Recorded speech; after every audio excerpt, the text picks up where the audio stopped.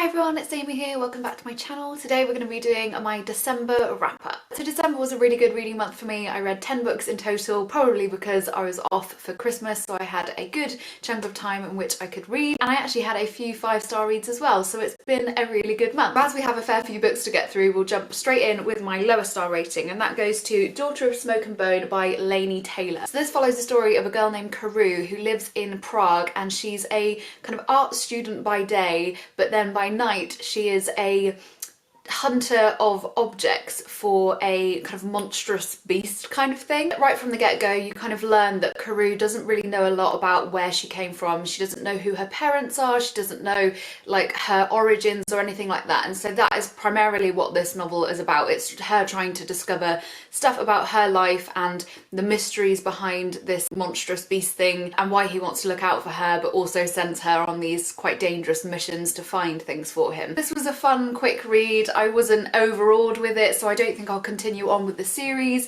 I didn't love the romance that was in it, the kind of insta-love aspect of the romance, even though there is a bit of a twist on that come the end. I just wasn't completely in love with the characters, so yeah, 3 stars for this one. Next 2 books I would give 3.5 stars to, and the first one is The Binding by Bridget Collins. So the premise of this book is really interesting. So essentially there are these people known as binders, and what they do is if you've got a secret or a traumatic experience or something that you need to kind of get off your conscience, you would go to a binder, they would write that down into a book, and once they'd done that, that memory that you had, that traumatic experience or whatever it might be, would be completely erased. Like you wouldn't have any recollection of it. So the main character is a boy named Emmett who becomes an apprentice to a binder, so he starts learning this as something that he can do as a career. You learn early on that people kind of shy away from bookbinders and find it quite a archaic and kind of scary thing to talk about or to be near. So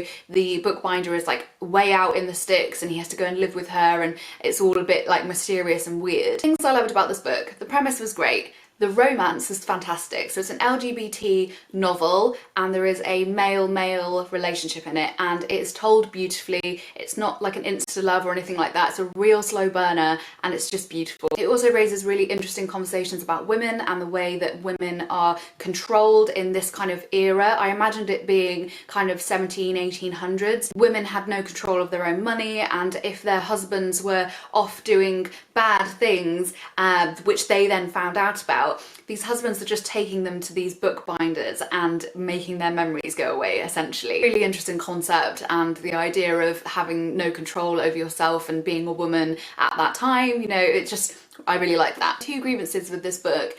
So you read on the back about bookbinding, so you know that that is something that's happening. However, it takes about 150 pages before the main character even realises that that's what's going on, and so it just feels like a really laborious task to get to a point of the book where you already know like what's happening. It's not a big reveal because you know, you've read it on the back of the book. The second one was the ending. I feel like the beginning should have been shorter and the ending should have been longer, because I feel like we got to a stage with these characters and then it just suddenly ended. So I felt that was a bit of a shame. Definitely interested to read more from this author though, so I'm going to be looking out for stuff from her. Next, another 3.5 stars, we have Queenie by Candice Carty-Williams. This follows our main character called Queenie. She's a 25-year-old woman living in London, a bit down on her luck with love and work and everything like that. It all just seems to be going a little bit wrong for her. It's essentially like a window in on her life and everything that she's experiencing. I felt a bit torn on whether I really enjoyed this novel when I finished it. It has a lot of very heavy topics in it. I didn't find Queenie to be a lovable character at all. However, I do wonder if that was maybe the intent.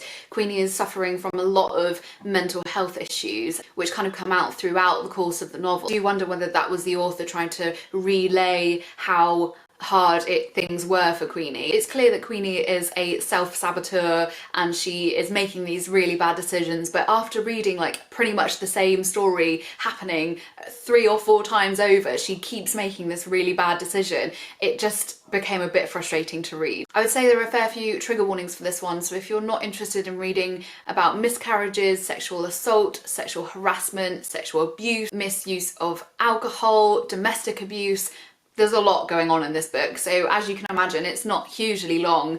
It was a interesting one to read, but yeah, let's jump on to the next book. Next, we have a book that was actually sent from Pam Macmillan, and this is Dear Reader, The Comfort of Joy in Books by Kathy Rensenbrick. So this is essentially a autobiography from Kathy herself, depicting her life for us and her love of books, and how she went from getting a job in Harrods, Waterstones, right through to working and kind of publishing articles in the bookseller and various different other publications. There's a really lovely balance between her talking about her life and everything going on there, and then bringing in book recommendations and tying that in with the topic that she's kind of discussing in her own life. What I really loved was when I came across a book that I had read and how she tied that in. It was just really, really interesting. It's also just a really lovely book, so I'm looking forward to keeping this one and also dipping back into it to find more recommendations in the future. I can't remember if I said, but that one was 4 stars. I have another 4 stars here, which is A Thousand Ships by Natalie Haynes. It's a Greek mythology retelling of the story of the Trojan War. The thing I think that sets this book apart from the other books that I've read this year around the same story is that this one follows all the women that are involved in the Trojan War. There's a real mix of characters here. We follow Trojan women, we follow people like Penelope, who weren't actually directly at the war, but their husbands and things were fighting in the war. We follow Greek goddesses, and it's just a huge big mixture. I really, really enjoyed it, and I think if I hadn't already read 2 other books that were telling the same story, then this would definitely be getting a 5 star. I'd love to hear if you've read this one. Come and chat to me in the comments. The final 4-star book I have here is The Familiars by Stacey Hall. This book is set in Lancashire in 1612, and it follows a character named Fleetwood. So we're introduced to Fleetwood and we find out that she's 17 years old, she's been married for 4 years to her husband, she's a lady of the manor as it were, and she's pregnant for the 4th time. But so far she hasn't actually gone through the full pregnancy and she's had miscarriages every single time. In the first chapter of the book, Fleetwood comes across a letter written from the doctor to her husband saying that if she goes through to childbed again, she will probably die. We learn how anxious her husband is to have an heir to his estate, and so Fleetwood is eager and wanting to find any way possible that she can make sure her pregnancy comes through to fruition. This is when she meets Alice Gray, who is a midwife, and they get along fantastically and things all seem to be going well until the kind of politics of the area means that there's a mass hunt for witches and a lot of conspiracy to do with witches, which unfortunately Alice, the midwife, gets wrapped up in. So we follow Fleetwood as she tries to save Alice from this web that she's been caught in. So I was completely compelled by the story. I love the characters of Fleetwood and Alice. Again, the conversations around women and their bodies and what's expected of them in this era. Another interesting aspect of this book, and why there is the kind of witchery aspect, I guess, is actually comes from the title, which is this idea of having a familiar.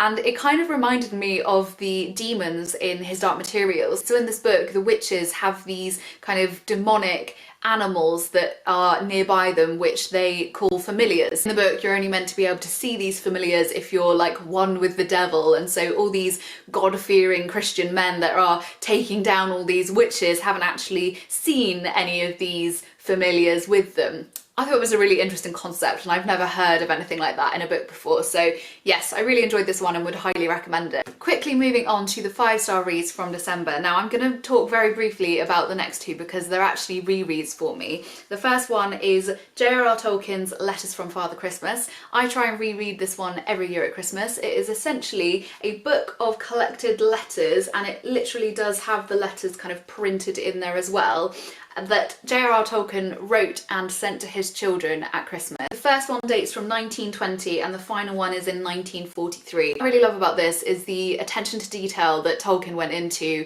to create this story for his children of Father Christmas and the North Polar Bear and the adventures and everything that they get up to in the other part of the year when it isn't Christmas Eve. The accompanying letters that are printed in the book as well show little illustrations and drawings that he did. They are just exquisite and really, really heartwarming. Something I would really recommend to people, and it's actually something I really want to do if and when I have children, to just create that atmosphere of magic. I just think it's a really lovely memory to have. Second reread was The Bad Beginning, which is from the series of Unfortunate Events by Lemony Snicket. This is one of my all-time favourite books, and I got the urge to reread. It literally only took me an afternoon because it's a very short book, and it follows three characters, Violet, Klaus and Sunny. They're orphan children, and they have a kind of nemesis in Count Olaf who is trying to steal their fortune. They're clever, they're witty, they teach children things without them even realising that they're learning, and I absolutely love them. I would highly recommend. Nearly there, we only have 2 more 5-star books to go. The first one is Ruby Fruit Jungle by Rita Mae Brown. This book is set around the 1950s, and we follow a character named Molly Bolt as she goes through life, all the ups and downs. She is full of gumption, she's such a big character, very funny, very bright, and a joy to read through. We follow Molly from her childhood right through to her 20s and experience everything that she goes through, the strained relationship that she has with her mother and the issues that arise from the fact that she is gay and quite open about the fact that she is gay. She leaves her hometown to go to New York to experience life there in the hopes that her sexuality will be more accepted in a big city. Very feminist, very forward thinking and ahead of her time in what she's doing and what she's experienced from life and how she thinks about the world. Very, very funny. I laughed so much in this book, and I would highly recommend it to all. And the final 5-star book I have to show you is The Forgotten Garden by Kate Morton. This book is multi-generational over many different timelines, and it primarily follows 3 main characters, and we jump to and from their timelines and their kind of